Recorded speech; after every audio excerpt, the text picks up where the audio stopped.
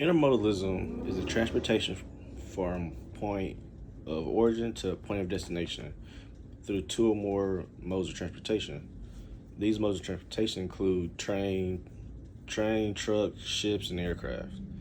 All of these are part of one continuous shipment process. An essential aspect is that the cargo itself is not touched during mode changes, or rather is typically kept within easily transferable containers, which you are able to transfer from one mode to another very easily. This intermodalism helps companies save money by one, reducing transportation costs. This is because the rail and ship transportation tends to be a lot less expensive per mile than long distance trucking, particularly for massive or heavy loads. Also, intermodalism is a lot more fuel efficient.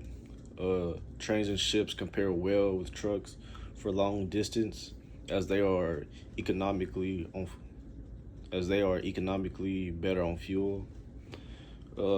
Also, the labor cost is a lot lower than, say, just one mode transportation. Um, this is because the containers are in a very easily transferable container. So that means they're never unpacked or repacked. Whenever they're being transferred to a different mode. Because of this, there's less labor involved, and in effect, or because of that, there's a reduced cost of handling. Also, there's less delays in downtime. Intermodal systems frequently employ dedicated rail lines or ports that bypass traffic on the roads, allowing for tighter delivery time slots. Another reason it kind of helps companies save money is because it reduces the risk of theft or damage.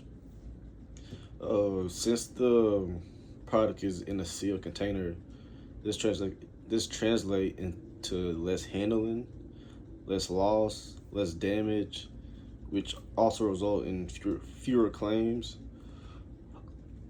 and so in result less shrinkage. There's also enhanced inventory management. Um, Intermodalism is a lot more reliable. It's a lot more uniform. The transit times are more uniform, which enables companies to adopt the just-in-time inventory system, minimizing the necessity for ample storage facilities.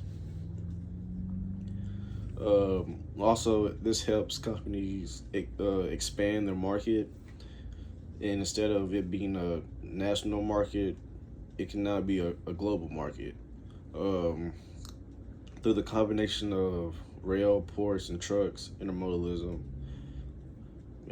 makes international trade run a lot smoother. For obvious reasons, there's no train that runs across the water, or you can't drive a truck there, so you would obviously need either a ship or an aircraft to transport the goods. Also, products can be transferred seamlessly from production sites inland to foreign countries. Um, it's also the risk mitigation. Also, risk mitigation. The diversification of transportation modes can assist firms in reducing risk associated with weather, strikes, or geographically disruptions. In the event one mode is delayed, others are easily available. So instead of, you know, maybe a road's being worked on and you'll have to take another route in order to get that product to one place to another. Instead of having to, add on a couple more hours, you could either change the mode of transportation to train or aircraft. So it helps in a number of ways.